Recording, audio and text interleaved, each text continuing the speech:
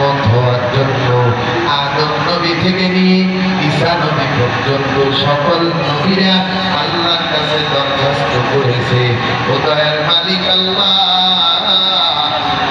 তুমি নবী না বানায়া আখেরি জামানার পয়গম্বর মুহাম্মদ সাল্লাল্লাহু আলাইহি ওয়াসাল্লামের উম্মত বানাও। আল্লাহ জিজ্ঞাসা করে, তোমার মনের চাওয়াটা এমন কেন? নবীরা ডাক দিয়া বলে, আল্লাহ, কিয়ামতের ময়দানে ওই নবীর উম্মত জান্নাতে না গেলে অন্য কোন নবীর উম্মত জান্নাতে যাওয়ার পারমিশন নাই।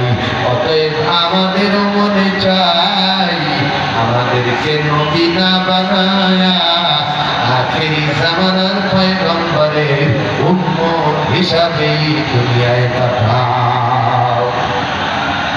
কপাল আমাদের ভালো না খারাপ?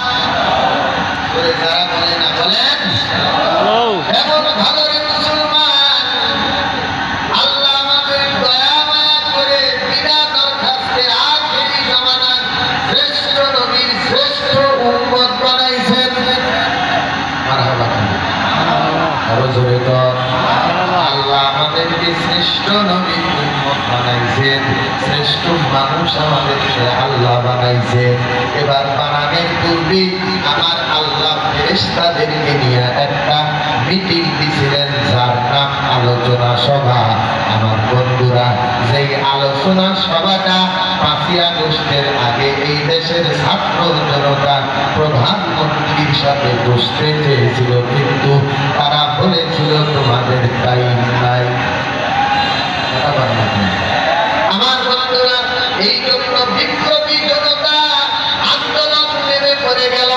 আমার বন্ধুরা বাতিল পালাতে বাধ্য হয়ে গেল। কারণটা কি জানো?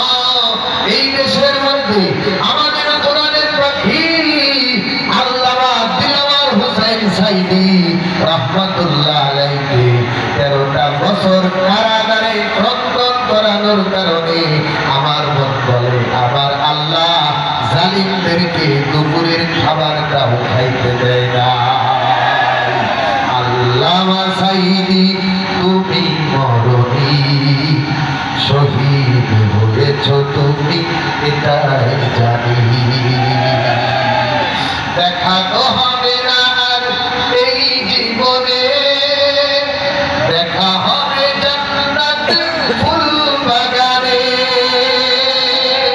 দেখা তো হবে না আর এই জীবনে, দেখা হবে জান্নাতের ফুল বাগানে।